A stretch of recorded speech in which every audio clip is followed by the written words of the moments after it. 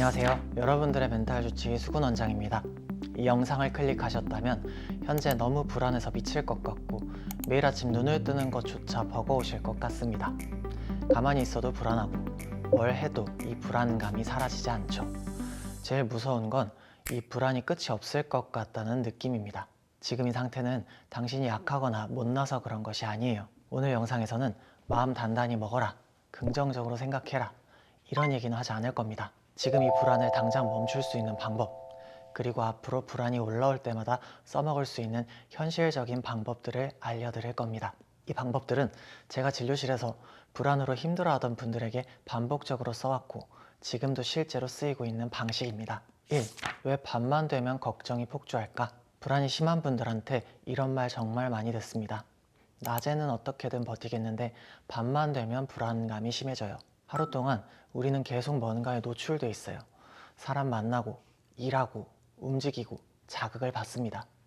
이건 좋든 싫든 뇌를 바쁘게 만드는 상태예요. 그런데 바쁜 오후 시간이 끝나 뇌 속이 조용해지면 그동안 밀려있던 불안들이 한꺼번에 올라옵니다. 마치 낮 동안엔 소음 때문에 안 들리던 경보음이 주변이 조용해지니까 갑자기 크게 들리는 것처럼요. 여기서 중요한 포인트가 하나 있어요.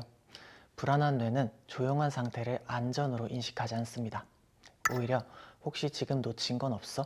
이렇게 묻기 시작해요. 그래서 생각이 이렇게 흘러갑니다.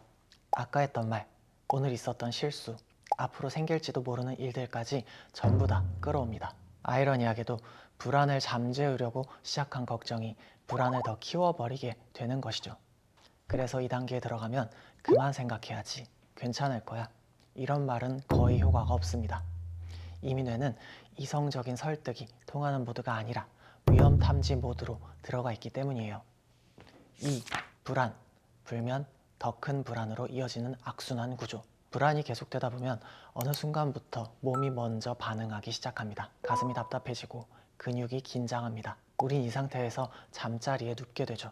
몸은 쉬어야 할 시간인데 뇌는 아직 위험 상황이라고 판단하고 있어요. 그러니까 잠이 올 리가 없죠. 잠이 안 오기 시작하면 바로 다음 단계로 넘어갑니다. 왜 아직도 잠이 안 오지? 내일 일은 어떡하지? 이러다 또 하루 망치겠네.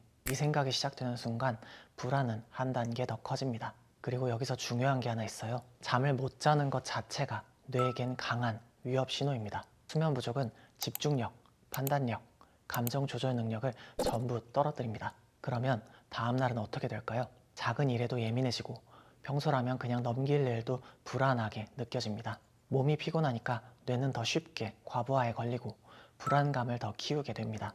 그렇게 하루를 보내고 나면 다시 밤이 옵니다. 어제도 잠을 못 잤는데 오늘도 이러면 어떡하지? 이 생각이 들면서 잠자리에 눕기 전부터 불안감은 이미 시작돼 버립니다. 이게 바로 불안, 불면, 더 큰 불안으로 이어지는 전형적인 악순환입니다. 이 악순환의 가장 무서운 점은 처음엔 어떤 사건 때문에 시작된 불안이 나중에는 불안해질까 봐 불안한 상태가 됩니다. 그래서 이 단계에서는 문제의 원인을 하나하나 없애려고 해도 잘 안 풀립니다. 이미 뇌는 불안에 대비하는 방식 자체를 이 악순환의 방식으로 학습해 버렸기 때문이에요. 하지만 다행인 건 이 악순환은 끊는 지점이 분명히 있다는 겁니다. 3. 불안한 밤에 당장 써먹을 수 있는 회복 전략. 이 단계에서는 불안을 없애려고 하면 안 됩니다. 그건 대부분 실패해요. 대신 목표를 이렇게 바꿔야 해요. 불안을 멈추자가 아니라 불안감이 더 커지지 않게 하자. 지금부터 말씀드릴 건 단지 이론적인 조언이 아니라 실제로 효과가 있는 방법들입니다. 첫 번째, 생각을 멈추려고 하지 말고 불안을 신체 쪽으로 내려보내세요. 불안이 심할 때 사람들은 머릿속에서 싸우려고 합니다. 괜찮아, 걱정하지 마, 그럴 리 없어. 근데 이 상태에서는 뇌가 말을 전혀 듣지 않습니다. 그래서 방향을 바꿔야 합니다. 머리 말고 몸으로 내려오는 거예요. 지금 이 순간에 발바닥에 힘이 어떻게 실려 있는지, 손에 닿는 촉감이 어떤지, 내 호흡 상태가 어떤지 등 하나만 골라서 느껴보세요. 완벽하게 할 필요 없습니다. 아, 지금 숨이 안 내. 이 정도 인식만 해도 뇌는 위험 모드에서 조금씩 빠져나오기 시작합니다. 두 번째, 불안한 생각을 정리하려 하지 말고 미뤄두세요. 이게 되게 중요합니다. 불안한 밤에 생각을 정리하려고 하면 오히려 생각이 더 많아집니다. 그래서 이렇게 말해주는 게 좋습니다. 이 생각은 중요한 것 같지만 지금 처리할 시간이 아니다. 그리고 메모장이나 종이에 한 줄로만 써놓고 다시 덮어버리세요. 뇌는 그 순간 집착을 조금 내려놓습니다. 세 번째, 잠을 목표로 하지 마세요. 이게 가장 역설적인데 가장 효과적인 포인트입니다. 자야 한다는 생각이 들어가는 순간 몸은 더 각성됩니다. 그래서 목표를 바꾸세요. 잠이 아니라 누워있는 시간을 목표로 합니다. 눈을 감고 잠이 오든 말든 몸만 쉬게 해주겠다는 태도. 이 순간부터 뇌는 더 이상 수면을 시험처럼 느끼지 않습니다. 네 번째, 나의 불안을 평가하지 마세요. 오늘은 왜 이렇게 심하지? 이러다 잠 못 자는 거 아니야? 이런 평가가 들어가는 순간 불안은 한 단계 더 커집니다. 대신 이렇게 말해보세요. 아, 오늘 불안감이 좀 강한 날이구나. 좋고 나쁨 없이 그냥 상태로만 받아들이는 겁니다. 이건 체념이 아니라 불안을 다루는 기술에 가깝습니다. 이 네 가지를 완벽하게 하려고 하지 마세요. 하나만 제대로 해도 불안감은 확실히 전보다 나아질 것입니다. 불안한 밤을 조금 덜 불안한 밤으로만 만들어도 그게 회복의 시작입니다. 4. 언제 병원 도움을 받아야 할까? 불안은 누구나 느낍니다. 그래서 많은 분들이 이 정도로 병원 가도 되나? 이렇게 망설이세요. 기준을 이렇게 생각하시면 됩니다. 불안이 있느냐 없느냐가 아니라 불안 때문에 삶이 피폐해지고 있는지입니다. 첫 번째 기준은 불안이 혼자서 조절되지 않을 때입니다. 지금까지 말씀드린 방법들을 써도 불안이 계속 커지고 잠, 집중, 일상 기능이 눈에 띄게 떨어진다면 혼자 버틸 단계는 이미 지난 경우가 많습니다. 두 번째는 불안이 몸으로 계속 나타날 때입니다. 가슴 두근거림, 숨가쁨, 위장 불편, 두통 같은 신체 증상이 반복적으로 나타난다면 이건 단순한 긴장이 아니라 뇌의 불안 회로가 과활성된 상태일 가능성이 큽니다.